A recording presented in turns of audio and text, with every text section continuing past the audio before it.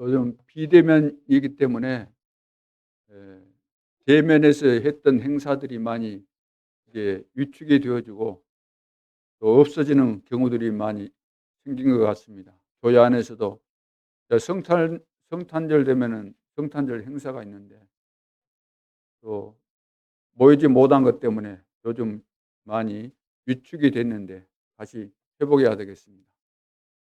성탄절 행사를 위해서 어, 작품을 만들어야 되잖아요. 작품. 뭘 가지고 행사하겠어요? 우리가 만든 작품으로 하나님께 영광을 돌리고 우리가 만든 작품을 가지고 성도들과 또 여기에 관계된 뭐 부모 내지는 불신자들도 참여할 수 있기 때문에 이들에게 꼭 전달돼야 될 중요한 내용들을 우리가 준비하는 거죠. 그것이 작품 아니겠습니까? 내가 은혜 받았고 너무나 좋은 것이기 때문에 다른 사람도 좀 알았으면 좋겠다, 전달해야 되겠다 하는 것을 작품으로 만드는 거죠. 그래서 그 작품의 내용은 복음, 기도, 전도라는 내용을 주제로 해서 만들게 되면은 하나님께서 기뻐하시는 작품이 될 줄로 믿습니다. 그래서 성탄절 기간 동안에 저는 우리 전 성도들에게 작품을 만들 수 있도록 좀 숙제를 내드릴까 생각합니다. 지금 이 시간에는 구체적으로 많은 말 못하겠지만 점심 식사하시고 우리 두기고 모임할 때 더 세밀하게 말씀을 드리도록 하겠습니다. 뭐냐면은 여러분들이 신앙생활 하시면서 은혜 받은 성구가 있지 않습니까? 한 구절도 좋고 한 단어도 좋고 나는 한 장 전체를 전체가 마음에 든다 그러면 전체를 쓸 수도 있는 거죠. 글을 써서 작품으로 만드는 것입니다. 어디에다가 종이에도 좋고 나무 판자에도 좋고 그 어디에든 상관없죠. 돌에다가 새길 수도 있는 것이고 쇠에다가 뭐 합금에다가도 만들 수 있는 겁니다. 붓으로 써도 되고 펜으로 써도 되고 또 그것을 팔 수도 있는 것이고 글을 팔 수 있는 거죠. 새기기 위해서 또 불로 지져서 만들 수도 있는 것이고 그것은 여러분들이 좋아하는 방법에 따라 이렇게 작품을 한번 만들어 보시기 바랍니다. 그래서 전 성도들이 작품을 만들어서 서로 행사하면서 은혜를 받고 포럼하고 그러면 얼마나 좋을까 그런 생각입니다. 우리 주일학교에서는 뭐 영상 혹은 또 부서마다 다른 사람에게도 전달할 수 있을 정도의 작품 영상을 만들어서 유튜브에도 올리고 그렇게 했으면 좋겠습니다. 그런데 이보다 더 중요한 성탄절 행사를 통해서 하나님께 영광 돌려야 될 것은 뭐냐면은 이보다 더 중요한 작품을 만들어야 되는 거죠. 그것이 뭘까요? 결석자를 다 회복시키는 겁니다. 결석자를 찾고 회복시켜서 제대로 신앙생활할 수 있도록 만드는 것. 이것이 가장 중요한 행사 중에 최고의 행사입니다. 우리 성도들 중에서 혹은 우리 성도들 가운데 그 중직자들이 주일날마다 자주 결석을 한다. 그러면 그 사람이 전도 대상입니다. 이 사람은 복음을 다시 설명해야 되겠구나. 그래서 우리 교회 교인이 전도 대상자가 있는 겁니다. 복음 안 깨달아졌으면 전도 대상자고 양육받아야 되고 훈련받아야 되는 것입니까? 불신자가 물론 전도 대상이죠. 그러나 교회 안에서도 복음 못 깨닫는 사람은 전도 대상자가 되는 것이기 때문에. 또 세상에 나가면은 그 기존 신자들 있지 않습니까? 우리 교회는 아니라 할지라도 그 사람들도 전도 대상입니다. 대화하다가 서로 친하게 직장에서 만났는데 알고 봤더니 복음이 전혀 아니다. 그러면 복음 전해야 되는 것이죠. 교회에 끌고 오려고 하지 말고 복음 전해서 신앙생활 잘할 수 있도록 돕는 것이 전도자의 기본적인 자세라고 저는 생각합니다. 오늘은 제4장의 축복에 대해서 말씀을 드리겠습니다. 서론에서 미리 준비해야 될 것. 미래는 반드시 오기 때문에 미래를 대비해서 지혜로운 사람은 반드시 준비하게 돼 있죠. 첫째는 후대를 준비해야 됩니다. 우리 자녀뿐만 아니라 우리 후대, 렘넌트 준비해야 되죠. 무슨 준비입니까? 그릇 준비를 해야 됩니다. 앞으로 하나님께서 축복하실 텐데 축복을 받아 누리고 전달할 수 있는 그릇 준비를 시켜야 되는데, 그 첫째는 그렇게 하려면은 이유를 알도록 해줘야 돼요. 이유. 무슨 이유를 알도록 해줘야 될까요? 왜 이스라엘 백성들은 선민인데 하나님이 선택하셨는데 복을 주셨는데 왜 노예가 되고 포로가 되고 속국이 되고 유랑민족이 되었는가? 왜 그렇게 많은 나라에 흩어져서 학살을 당했는가? 비참하게. 1984년인가 회복됐지 않습니까? 어떻게 이스라엘이 그렇게 비참하게 되었을까? 왜 그랬습니까? 인간성이 뭐 나빠서 그랬습니까? 아니면은 머리가 똑똑하지 않아서 그랬습니까? 유대인들이 뭐 머리가 나쁩니까? 최고 지구상에 있는 인종 중에서 제일 똑똑한 인종 아니에요? 실제적으로 지금 미국이나 강대국에 두드러지게 나타난 인물들이 다 유대인들 아닙니까? 거의 대부분이. 그런데 왜 유대인이 이렇게 비참한 역사를 가지고 있습니까? 그것은 이유가 있습니다. 그 이유가 뭔가? 하나님의 관심은 전도 선교에 있는데 왜? 복음을 주셨고 복음을 전해야 되는 전도 선교에 모든 초점이 있고 목표가 이것인데 이 축복을 주셨는데 유대인들은 여기에 무관심했다는 거죠. 왜? 하나님께서 선택하신 이유를 잘못 깨달은 것입니다. 메시아의 비밀을 주셨는데 잘못 이해한 겁니다. 우리 민족만을 위한 것으로 착각한 거죠. 열방을 살리라고 분명히 아브라함에게 말씀하셨는데 처음 아담에게도 말씀하셨잖아요. 땅을 정복하고 다스리라. 우리 민족만이 아니거든요.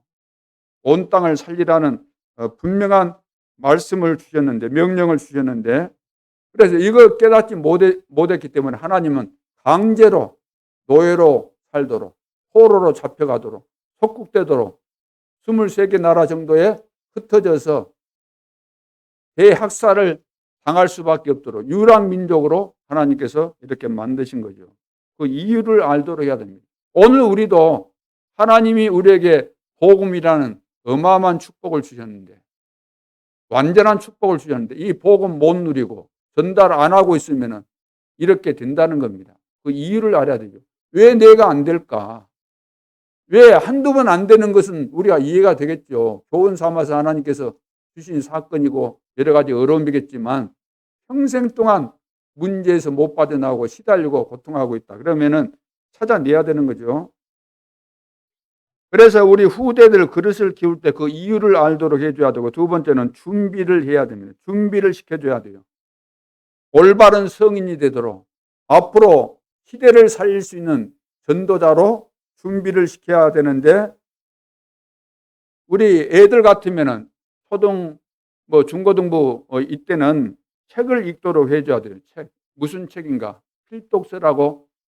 웬만한 데는 다 이 필독서가 다 정리해가지고 되어 있기 때문에 이런 것들을 될 수 있는 대로 읽을 수 있도록, 읽으면서 자기 자신에게 와 있는 축복, 이걸 찾게 되거든요. 달란트를 찾는 사람들이 책을 통해서 많이 찾기 때문에. 그런데 이것만으로는 영적 문제가 절대로 치유되지 않습니다. 도움은 되지만. 그렇기 때문에 우리 렘넌트에게 성경이 무엇인지 가르쳐주고, 성경의 주 내용이 무엇인지, 하나님께서 왜 성경을 주셨고 어떤 이야기를 하고 있는지 알려주고 성경을 통해서 인생의 답을 얻도록 해주고, 우리가 믿는 하나님이 성삼위 하나님이신데 눈에 안 보이지만 지금도 살아계신다. 그리고 우리가 예배 드릴 때 하나님 앞에 예배를 드리는데 우리 예배를 하나님이 받으시고 또 우리의 기도에 하나님이 응답하신다. 이런 내용들을 알도록 잘 가르쳐 줘야 되겠죠. 이 축복을 모르면은 우리 렘넌트는 시간 흐르면서 이제 초등학교, 중학교, 고등학교, 대학 다 나오고 사회인이 되어졌을 때 세상 나가서 어떻게 되겠어요? 이런 거 모르고 나가면은 세상 심부름하게 되는 거죠. 자연적으로 사단의 노예로 살 수밖에는 거기에 딱 걸려들 수밖에 없는 거죠. 자, 그래서 우리 후대에게 중요한 내용들을 잘 가르쳐서 오직 율성, 재창조의 응답을 받는 시대의 주역으로 세워가야 될 줄로 믿습니다. 이것이 우리가 그릇을 준비시켜 가는 거죠. 당연히. 우리가 자녀를 하나님께서 주셨다고 한다면 자녀를 하나님께서 기뻐하시는 시대 살릴 주역으로 세워가는 것이 부모의 당연한 책임이고 도리 아니겠습니까? 마찬가지죠. 우리 교회 안에서 우리 후대들에게 해야 될 것, 그릇 준비를 해줘야 되는 거죠. 그러면서 세 번째는 실제적인 힘을 얻도록 해줘야 됩니다. 실제적인 힘. 어떤 상황에서도 어디에 가서든지 무슨 일을 만나든지 흔들리지 않고 오히려 문제와 어려움 속에서 응답받을 수 있는 주역으로 세워주는 것이 정말로 중요한 부분이죠. 나는 어떤 문제를 만나도 상관없다. 단열과 그 새 친구처럼 그것이 뭐겠습니까? 렘넌트 7명이 다 그랬잖아요. 요셉도 그랬잖아요. 요셉 노예로 팔려갔음에도 불구하고 전혀 흔들리지 않았습니다. 오히려 그 주인이 보고 여호와께서 요셉과 함께 하심을 보았다 그랬잖아요. 야, 하나님 살아계시구나. 그래서 요셉을 가정 총리로 세울 수밖에 없었어요. 가정의 모든 것을 책임질 수 있도록. 왜냐하면 하나님이 함께 하신 것을 보았기 때문에. 이 요셉 때문에 우리 집이 복을 받고 있구나. 우리 집에도 밭에도 하나님이 축복하시구나 보여진 거죠. 자, 그렇다면은 실제적인 이런 힘을 얻도록 우리 후대에게 제대로 가르쳐 줘야 되겠습니다. 이 힘이 뭐냐면은 기도의 힘입니다. 그래서 복음, 기도, 전도 이건 모든 것입니다. 우리 렘넌트를 위해서 우리 중직자가 해야 될 것이 캠프인데 무슨 캠프라 그랬습니까? 기도 캠프, 미래 캠프, 미래에 대해서 대비하도록. 그리고 달란트 캠프, 달란트를 찾도록 해주는 이것을 하라는 거죠. 자, 그래서 우리 후대와 우리 모든 성도가 이런 하나님의 중요한 계획들을 발견하고 자연적으로 24시가 될 정도로 중요한 것을 발견했으면 24가 되게 돼 있잖아요. 이것은 틀림없는 것이다. 이것은 분명한 것이다. 하나님께서 이것은 주신 것이다. 알게 되면 24시는 되는 것이죠. 내가 중요한 것을 어디서 딱 가졌다 그러면 그거 생각나잖아요. 계속해서. 그러면 25 응답, 영혼의 응답이 올 수밖에 없는 겁니다.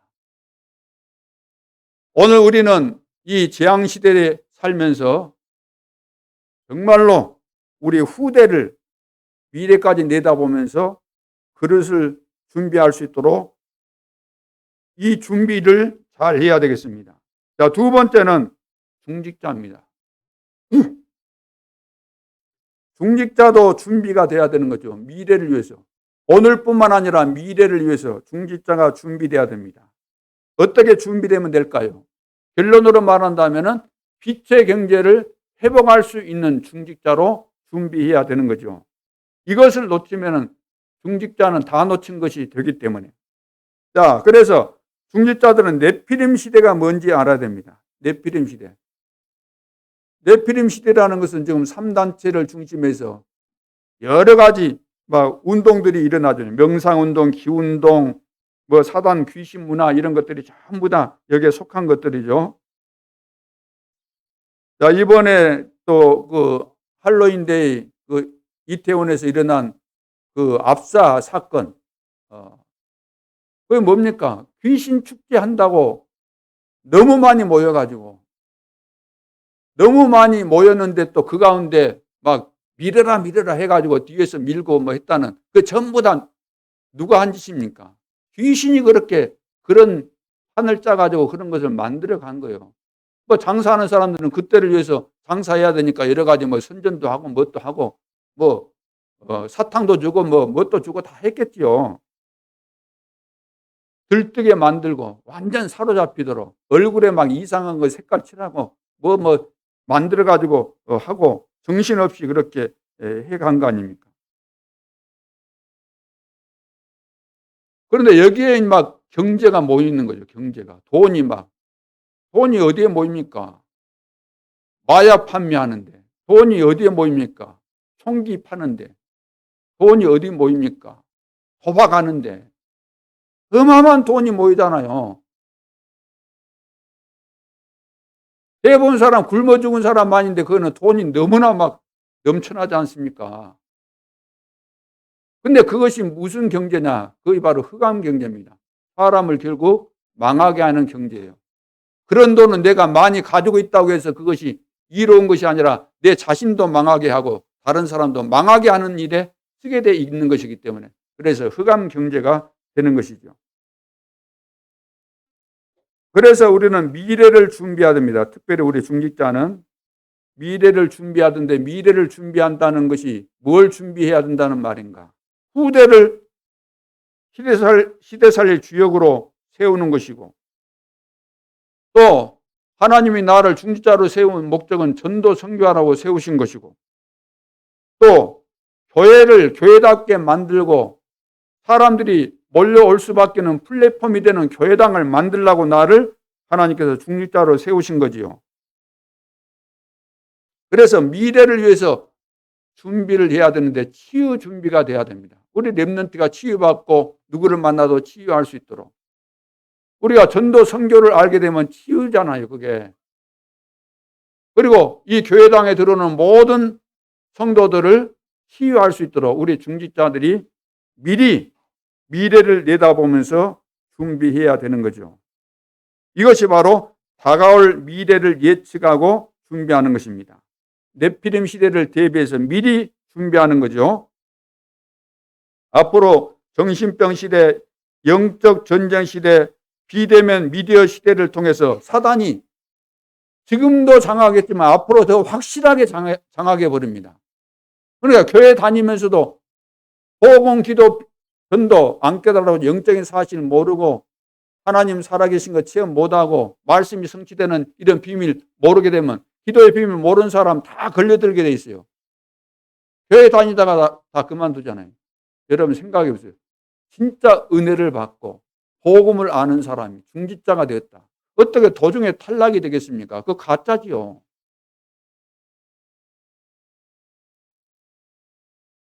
그리고 우리 중직자는 빛의 경제를 반드시 회복해야 됩니다. 빛의 경제.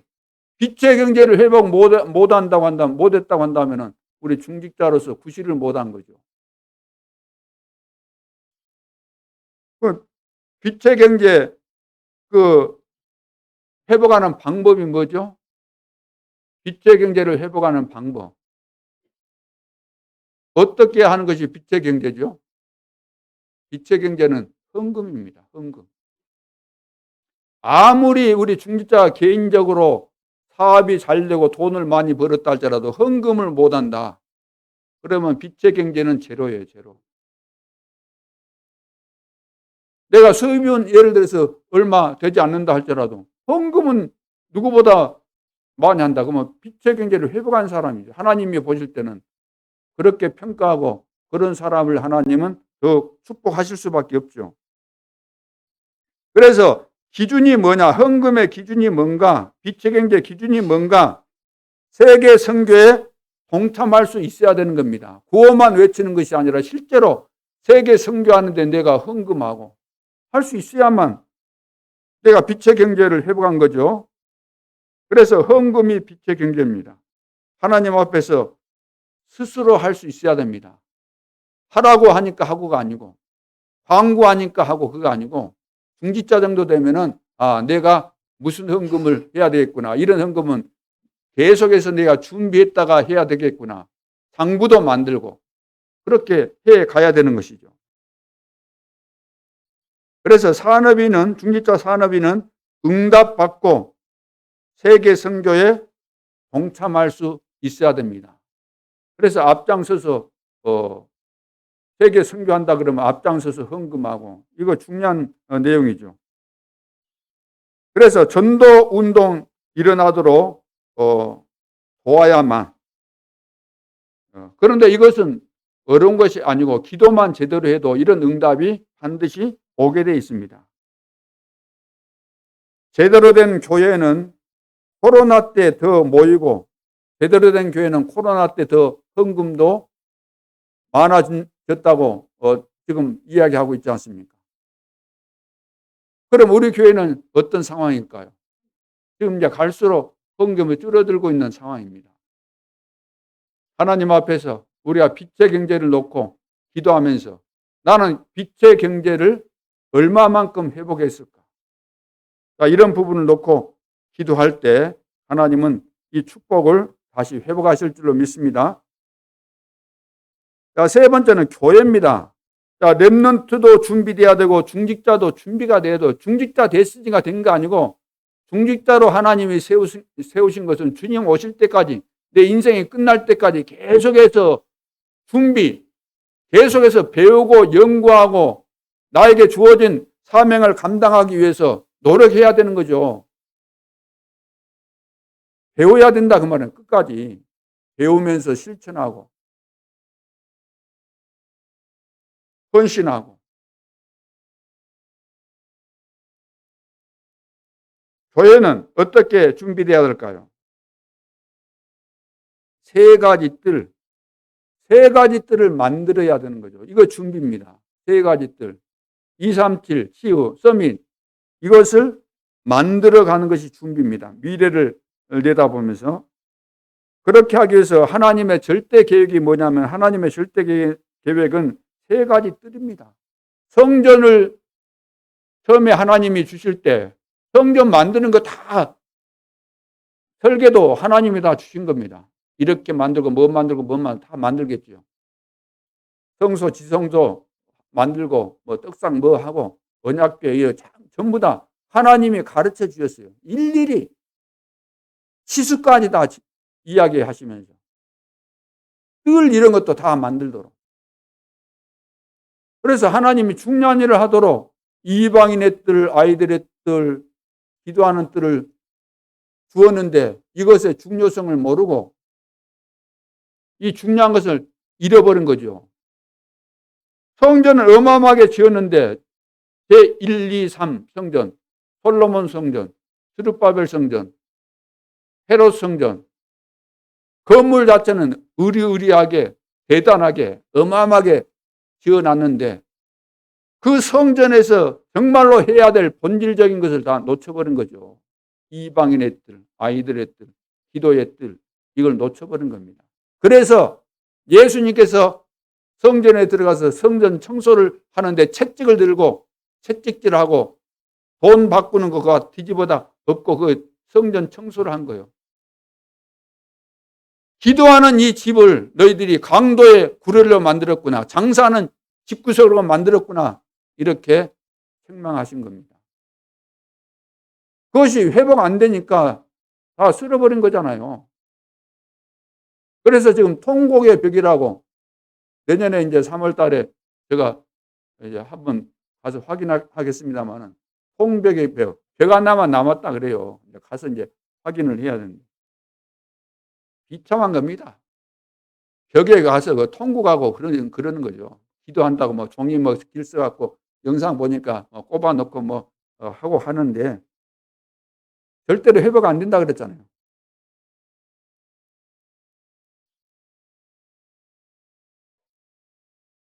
자, 그래서 우리는 하나님이 원하시는 절대 계획, 진짜 교회 만들라는 겁니다. 하나님이 원하시는 교회 만들기 위해서 24시, 교회 와가지고 24시가 될 그런 교회를 만들라는 거죠.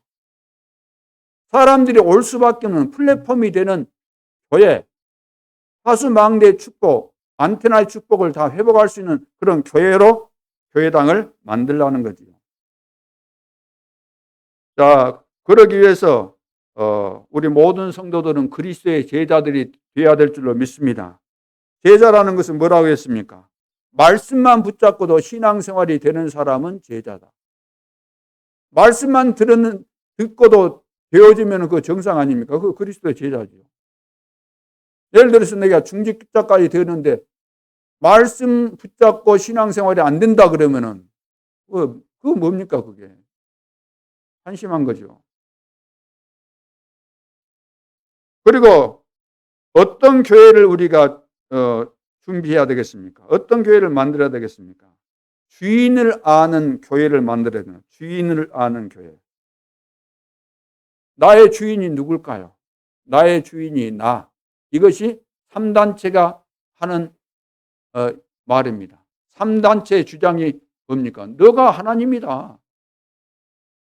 창세기 3장에 사단이 이야기했던 것처럼 너가 저 선악과 따먹으면 너 눈이 밝아져서 하나님처럼 돼. 이 말은 너가 하나님 된다 그 말이에요. 하나님 믿을 필요 없다.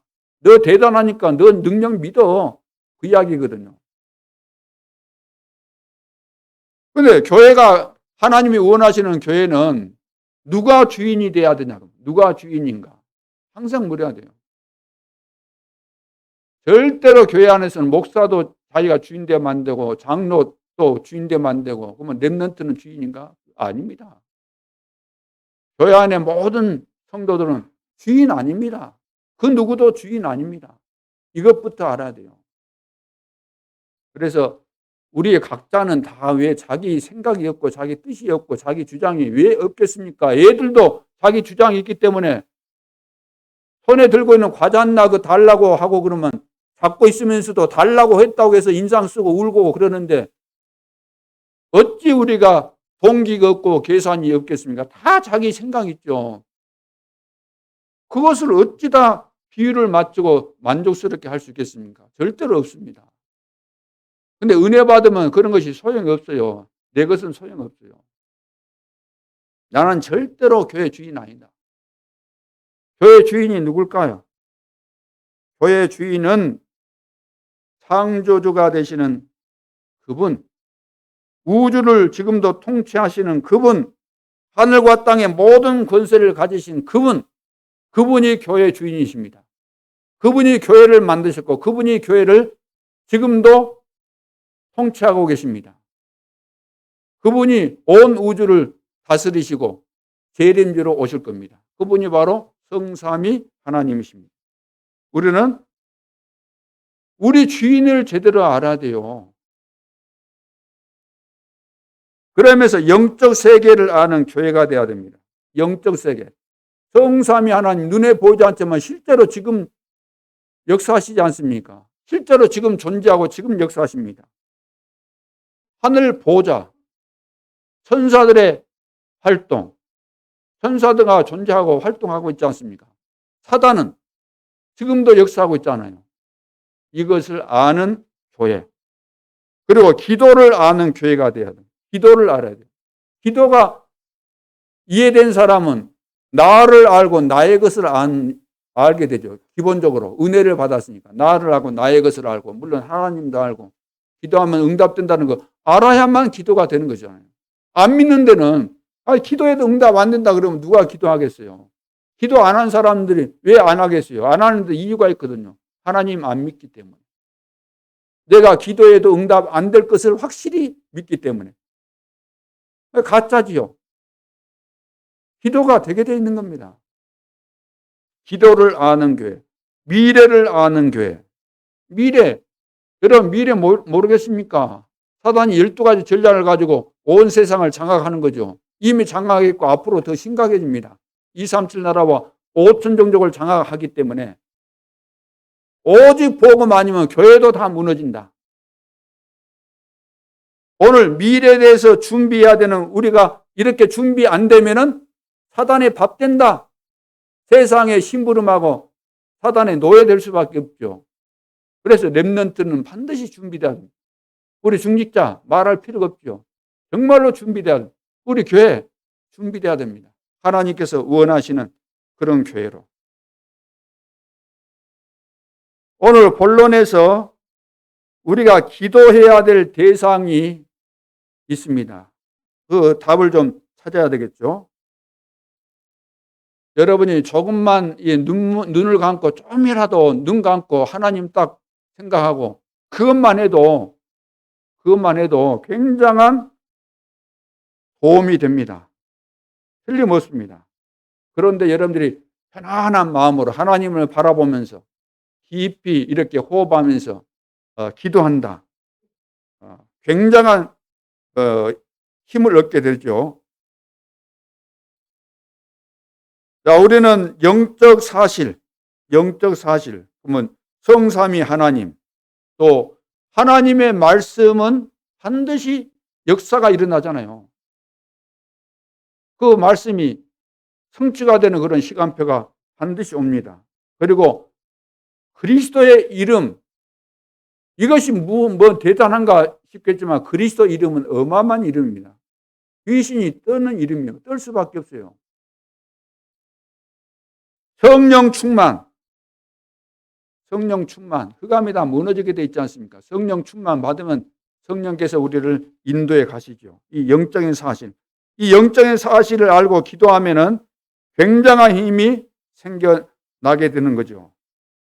그래서 이 땅에는 다 있는데 이런 영적인 비밀, 이것만 지금 없는 것입니다. 하늘에서 내리는 이 능력과 힘, 재앙 막는 하나님의 은혜, 참된 평안, 그래서 하나님이 축복하는 삶, 이런 어마어마한 것들을 다 놓치고 있는 거예요. 이 영적인 사실을 모르는 것 때문에.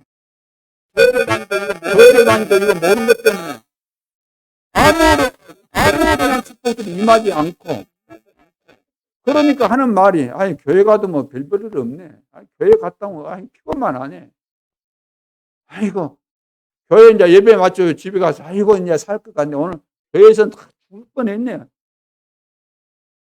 아니, 그러니까 이제 그러다가 이제 어떤 계기가 마련되면 교회 한번 빠진 다음에 계속해서 이제 올커니 하고 이제 사단의 밥이 돼가지고 놀아나는 거죠.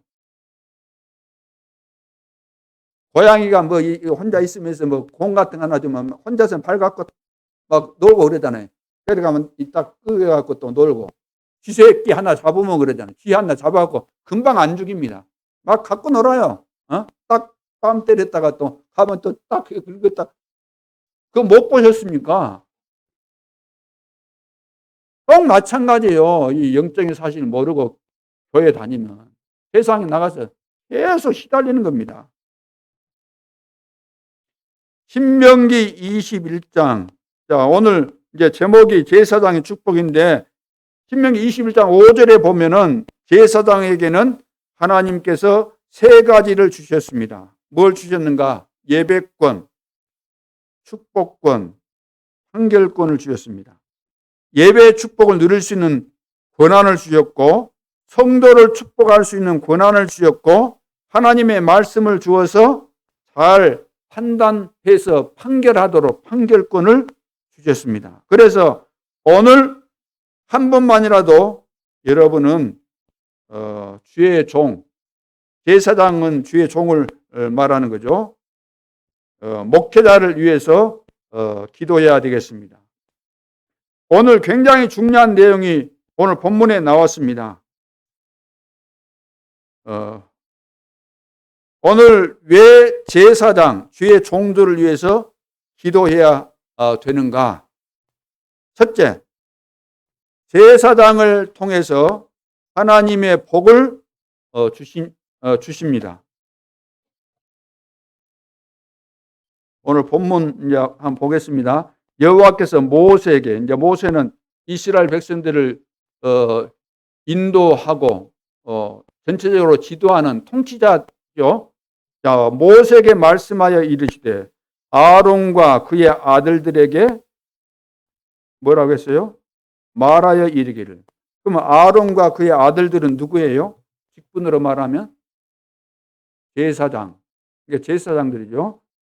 아론과 그의 아들들에게 말하여 이르기를 너희는 누구를 이야기하고 있습니까? 그렇죠. 제사장들. 너희는 이스라엘 자손을 위하여 이렇게 축복하여 이르되 여호와는 내게 복을 주시고 너를 지키시기를 원하며 여호와는 그의 얼굴을 내게 비추사 은혜 베푸시기를 원하며 여호와는 그 얼굴을 내게로 향하여 드사 평강 주시기를 원하노라 할지니라 하라.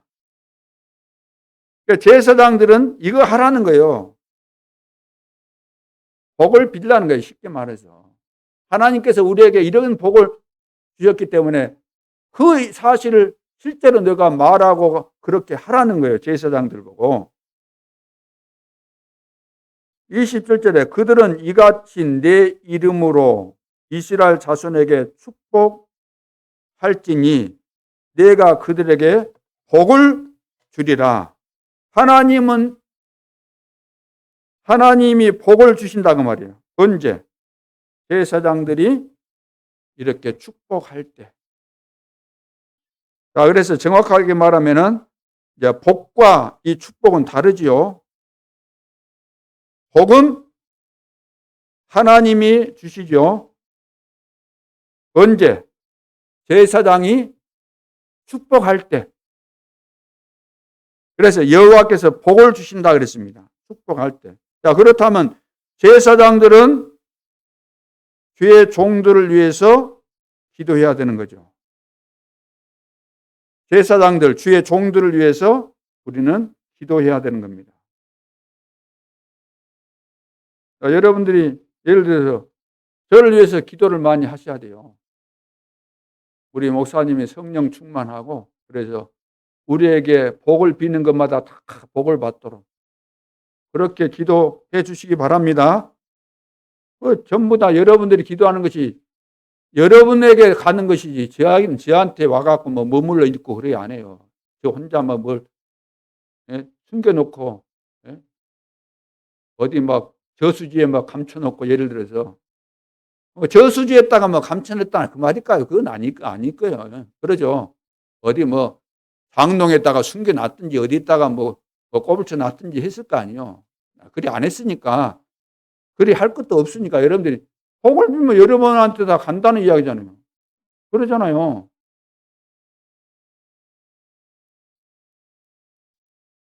그래서 복 중에 복이 무엇인가? 여호와의 복이죠. 여호와의 복. 진짜 복은 하나님이 주신 겁니다. 하나님이 주시지 않는 것은 그것은 복이 아니에요. 돈도 마찬가지잖아요. 돈. 흑암 경제.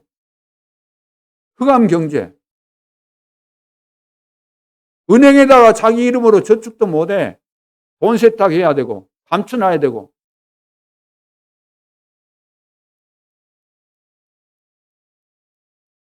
건강이 복이 아니라 복을 받은 사람이 건강해야 됩니다. 안 맞습니까? 건강한 사람이 복을 받은 사람이 건강해야 돼요. 복 못 받은 사람 건강해가지고 120 살면 뭐 할 겁니까? 120 살면서 치매 와가지고 오만데 그냥 온 동네 사람들 다 괴롭히고. 재물이 복이 아니라 복을 못 받은 사람이 재물을 가지고 있으면은 큰 재앙이 오는 거죠. 결국 그 돈 때문에. 명예가 복이 아니라 하나님의 복을 받지 못한 사람이 명예가 있으면은 그 명예가 좋은 것 같지만 명예 때문에 결국 망하는 겁니다. 명예 좋아할 것도 없어요. 재물 좋아할 것도 없고. 복을 받은 사람이 이 재물을 어디에 쓸 것인가 알고 쓸 때 그것이 진짜 복이 되는 거 아닙니까? 여러분들이 서밋이 나쁘다는 이야기가 아니잖아요. 서밋에 올라가는 거 필요하죠. 그래 하나님의 복을 못 받고 하나님께 영광 돌릴 줄도 모르는 사람이 서밋 됐다. 그러면 뭐 하겠어요? 교만해져 갖고 자기 잘난 맛에 할 거 아닙니까? 응답 중에 응답이 뭘까요? 응답 중에 응답. 하나님의 은혜입니다. 오늘 말씀하고 있죠. 하나님의 은혜. 은혜 임하기를 원하노라. 자, 재물 중에 재물이 뭘까요? 평강이잖아요. 평강. 최고의 헌신이 뭘까요? 여호와의 이름으로 축복하는 거. 이거 아닙니까? 그래서 주의 종들에게는 주의 백성들을 특히 우리 중직자들을 축복하도록 주의 종을 세운 겁니다. 그래서 제가 여러분들을 위해서 늘 24 성령 충만한 가운데 축복하는 이런 주의 종이 될 수 있도록 기도해 주시기 바랍니다. 하나님은 주의 종에게 축복권은 주었지만 저주권 주었어요? 안 주었어요? 저주권은 주신 적이 없어요. 저주하면 안 돼요.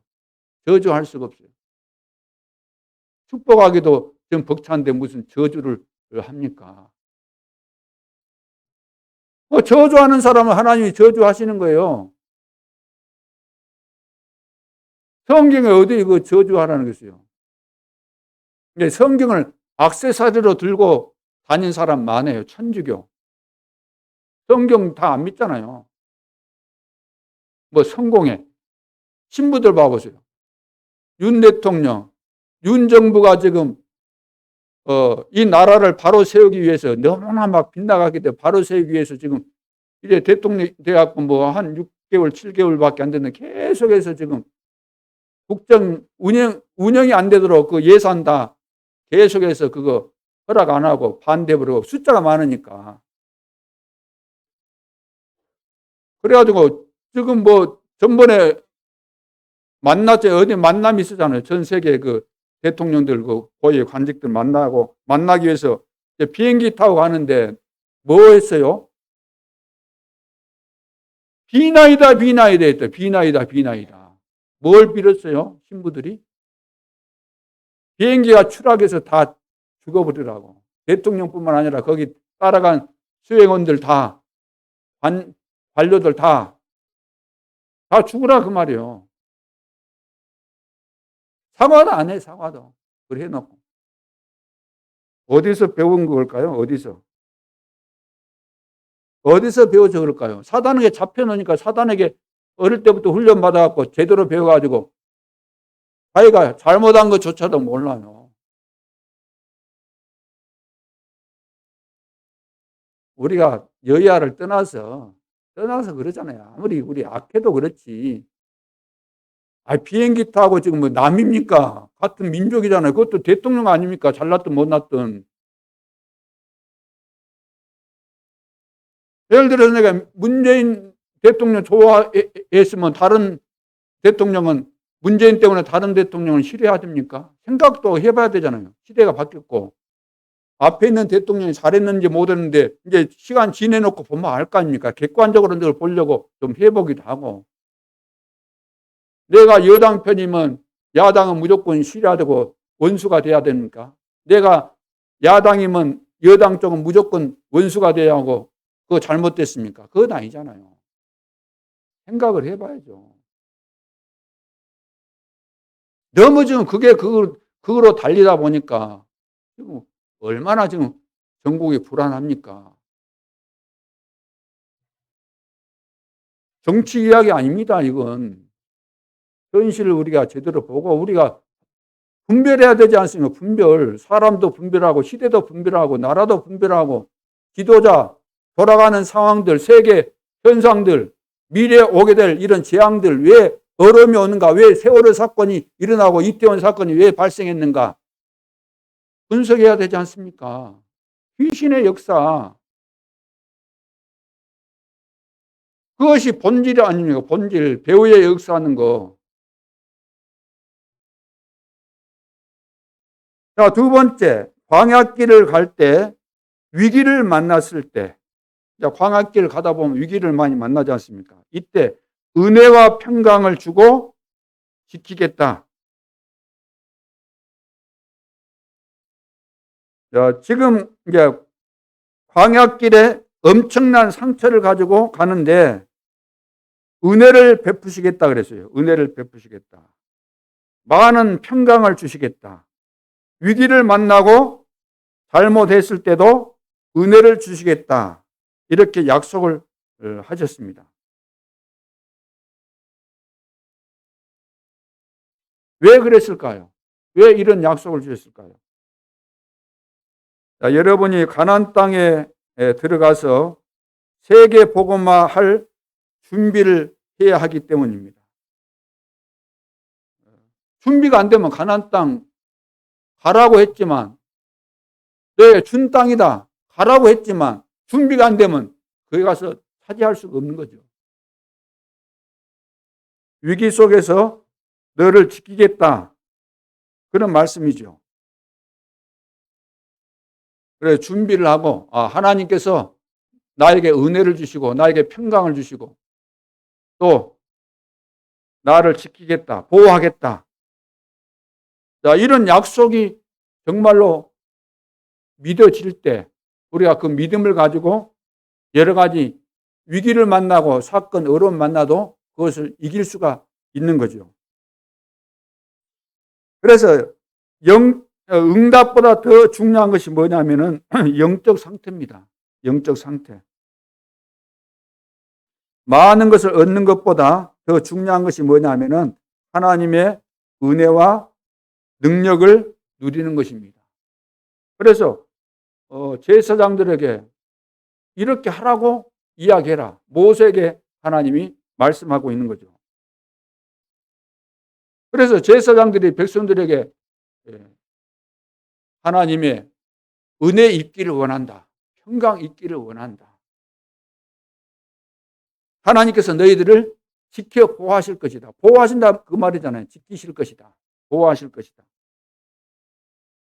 자, 그래서 이스라엘 백성들은 이 제사장을 통해서 하나님의 말씀을 듣고 또 힘을 얻고, 위기 만나도 낙심하지 않고 또 힘을 얻고 일어나고 또 전진하고, 그렇게 해서 가나안 땅에 들어가려면, 그 정복하려면 뭡니까? 몇 족속이 있어요 거기? 예? 7족속 31 왕이 있다 그러면 가서 정복하려면은 힘 없으면 안 되잖아요. 자, 그래서 우리가 기도해야 될 대상자가 누구인가? 이 제사장이 중요하다는 거예요. 제사장. 기도해야 될 대상자가 누구예요? 제사장. 자, 세 번째, 이 언약을 후대에게도 전달해라. 자, 가나안 땅에 들어갔을 때 이 은혜와 능력과 평강을 주실 것이다. 그래서 홍해 가른 것, 여리고를 무너뜨린 것이 그대로 다 성취가 됐죠. 그대로 다 말씀한 대로 성취가 되었고, 그 사건을 실제로 보고 또 증거도 만들어 놨잖아요. 기념비도 세우고. 자, 그래서 이것이 다 전달되도록 후대들이, 오고는 후대들이 다 볼 수 있도록 이거 전달하라는 거죠. 그대로 다 전달된 겁니다. 그래서 여리고에 있는 백성들이 간담이 녹았다고 했죠.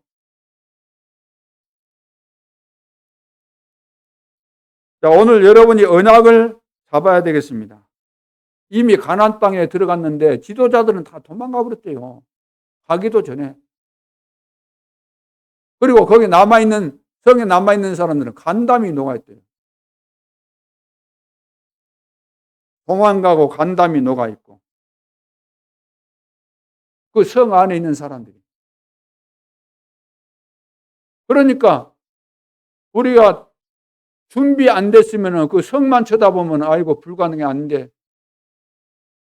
단념하거나 체념했을 거 아닙니까? 포기했을 거 아닙니까? 지금 불가능해. 저 금성철벽 우리가 못 무너뜨려요. 안 돼. 그렇겠지만 하나님의 은혜 속에 있으니까 그 내부 상황들을 다 알 수 있도록 하나님이 라합을 통해서 다 가르쳐 주잖아요. 싸울 것도 없이 무너뜨렸지 않습니까? 여리고 무너뜨렸는데 뭐 했습니까? 싸웠습니까? 입 다물고 한 7일 정도 입 다물고 있으니까 기적이 일어나잖아요. 말하지 말라 그러죠. 말하지 말고 돌아라. 오늘 하나님이 이스라엘 백성을 확실하게 축복하시는 것입니다. 그래서 오늘 본문 이것을 여러분들이 매일 볼수록 좋은 거죠. 매일 읽어도 되는 그런 부분입니다.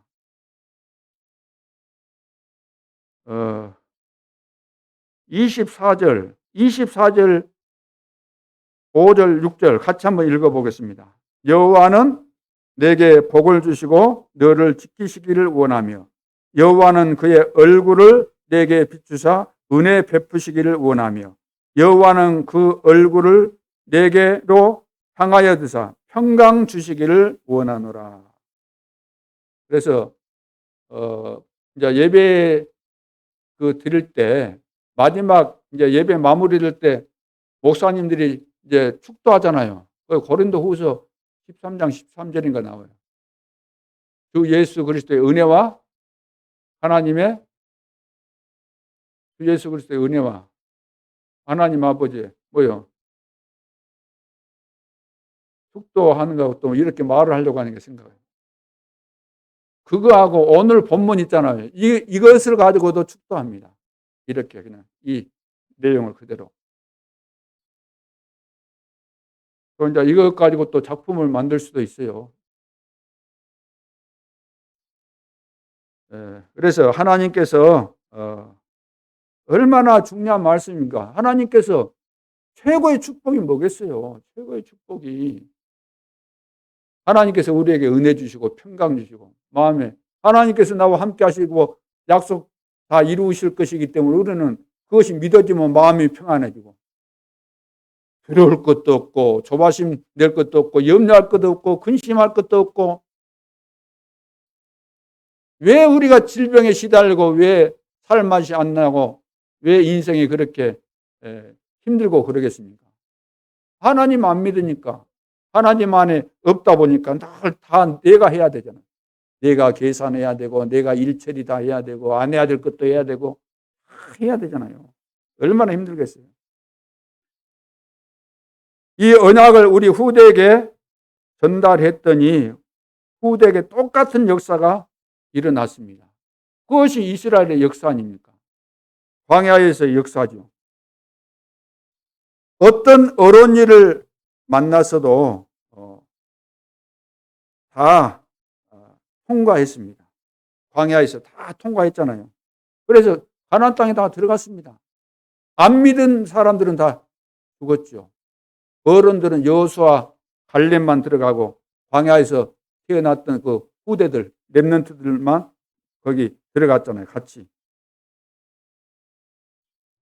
오늘 앞으로 세계 복음화 반드시 됩니다. 반드시 되게 돼 있어요. 어떤 일이 있어도 반드시 됩니다. 아무리 사단이 발악해도 발악은 하게 돼 있어요. 사단. 그래도 세계 복음화는 되어질 수밖에 없어요. 누구를 통해서? 언약 확실히 붙잡고 어떤 경우에도 흔들리지 않고 이 축복을 누리고 있으면 하나님으로부터 늘 은혜 받고 하나님 주시는 평강 또 힘을 얻고 일이 있으면은 시간표 따라 하나님이 완전하게 주시거든요. 서두를 것도 없어요. 그러니까 기다리라는 겁니다. 시간표가 있으니까. 하나님의 말씀은 1.1핵도 땅에 떨어지지 않고 다 성취된다고 말씀하셨습니다. 오늘 언약을 굳게 붙잡을 수 있기를 주님의 이름으로 축원합니다. 그러면 결론으로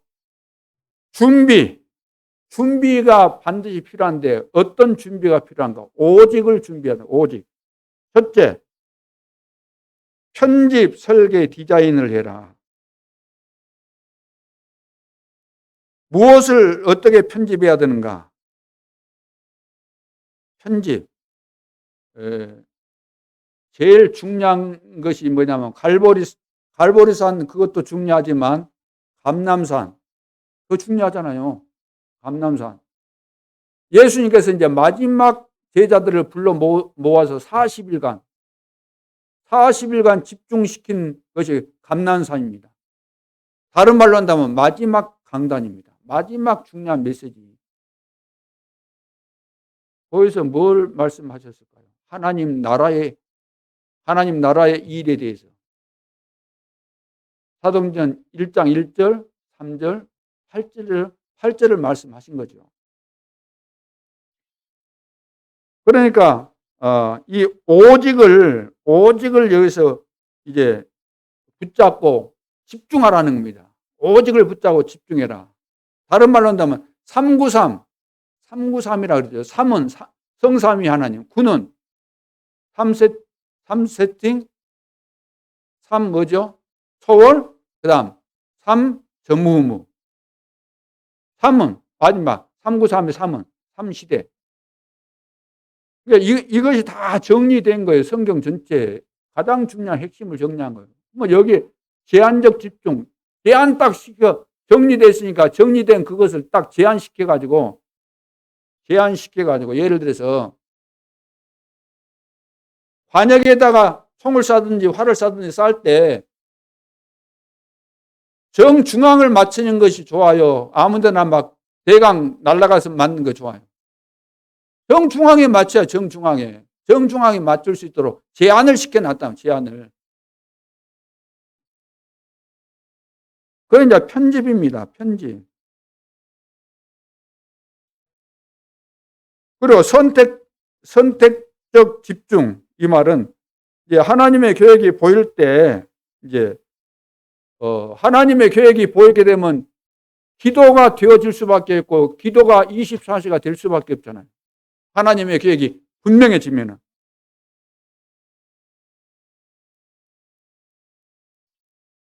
자, 그래서 하나님이 준비하신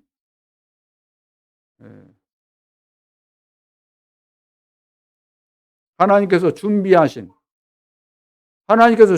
건 뭘까요? 하나님이 준비하신 한 교회. 하나님이 준비하신 한 교회가 어디예요? 하나님이 준비하신 한 교회, 우리 교회. 하나님이 준비하신 한 지역, 어디예요? 하나님이 준비하신 한 지역이 어디 같아요? 여기 부산? 여수, 우리가 여기 여수 살고 있잖아요. 하나님이 준비하신 나라, 대한민국.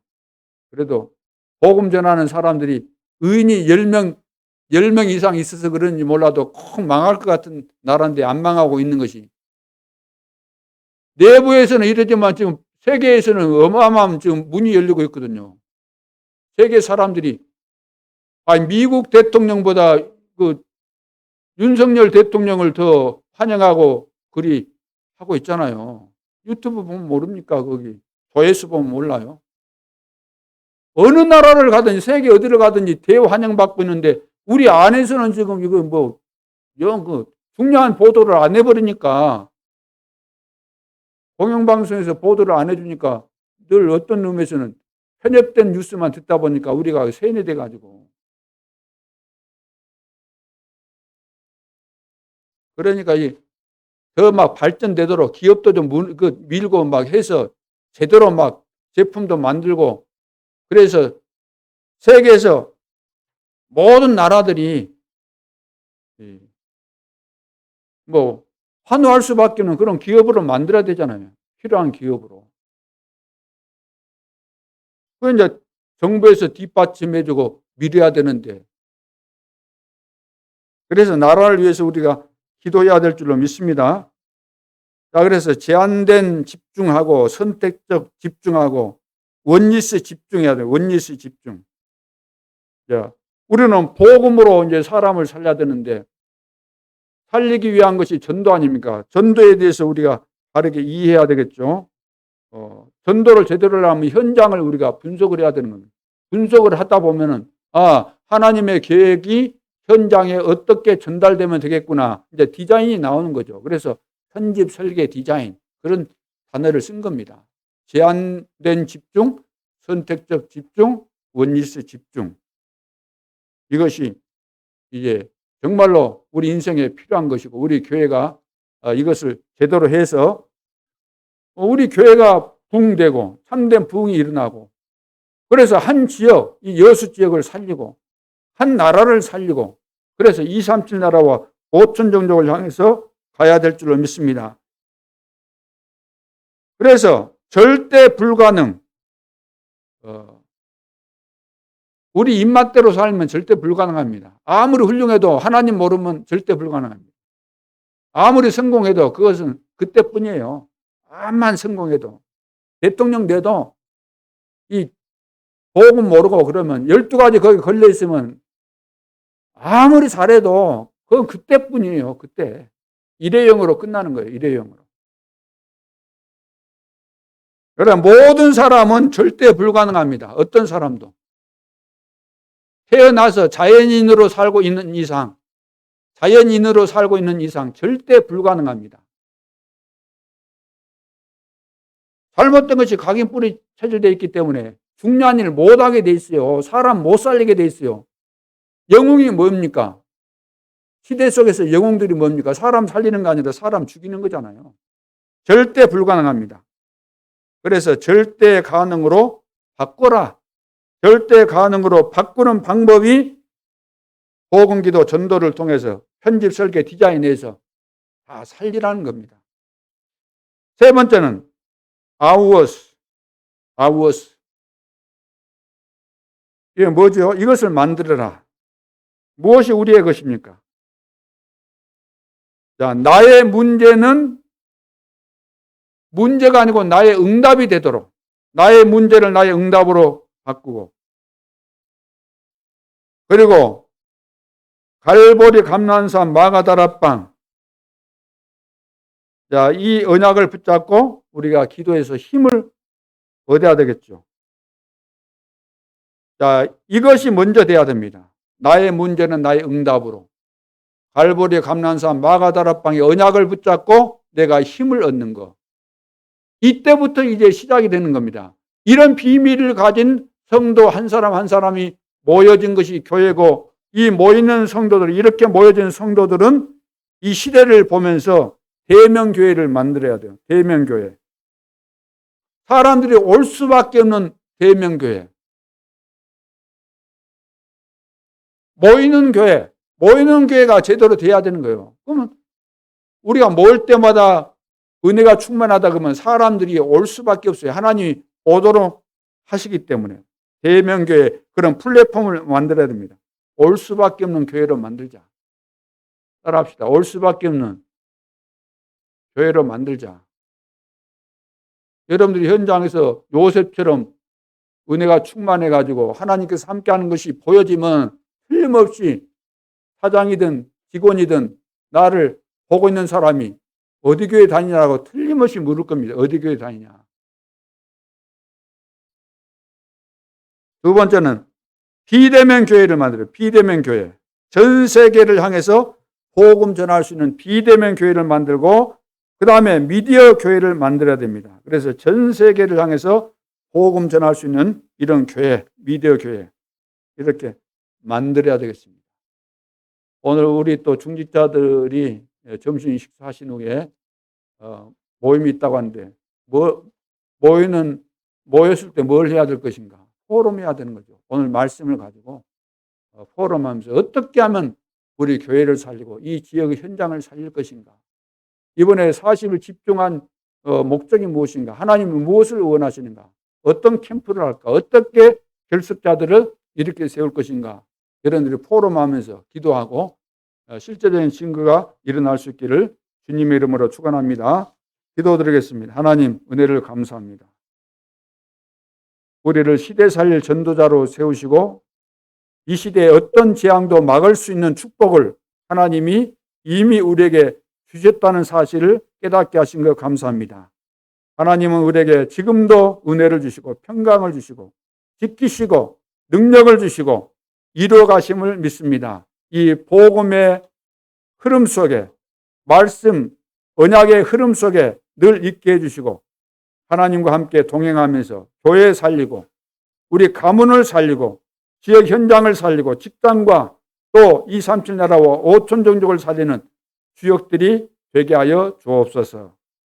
지금도 살아계신 주 예수 그리스도 이름으로 기도하옵나이다. 아멘.